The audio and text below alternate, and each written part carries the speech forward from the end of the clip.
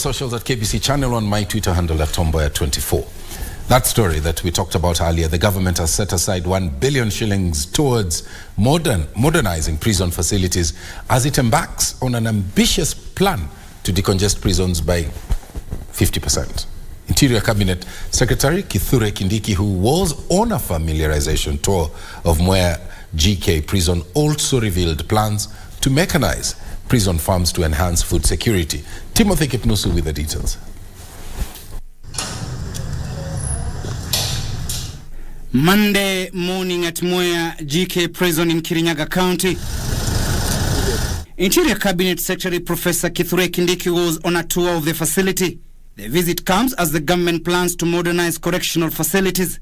It is here that he revealed that the government has set aside 1 billion shillings towards modernizing prisons across the country. In another 1 month or so, we'll have a new modern correctional services policy for the Republic of Kenya. A policy that will look at our correctional facilities as places of rehabilitation of offenders and supporting them to reintegrate back to society. At the same time, he acknowledged the current challenge of congestion in prisons across the country, saying his ministry was working with the judiciary as well as exploring alternative dispute resolution mechanisms to ensure petty offences are dealt with expeditiously. Tunataka wapewe bond, wafanye suspended sentences, wafanye community service uko nje. His sentiments were echoed by Correctional Services Principal Secretary Mary Mudhoni. You could help us to consolidate the court users committee to really form a bond with them so that we are able to fast track some of those cases.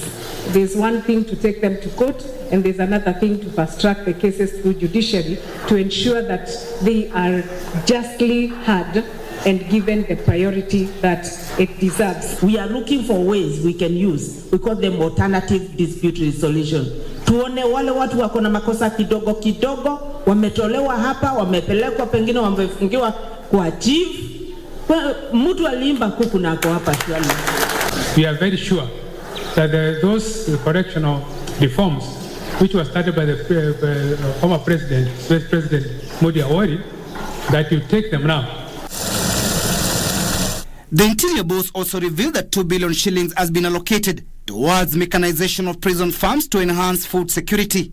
We are going to mechanize all our prison farms that are arable across the country with new equipment, including tractors, combine harvesters, and depending on the crops, different agricultural implements and equipment and farm inputs to make sure that we modernize the productivity of our prison farms. With the government racing against time to ensure the decongestion of prisons is realized, the increased rate of crimes in different parts of the country appears to be the stumbling block to the noble cause.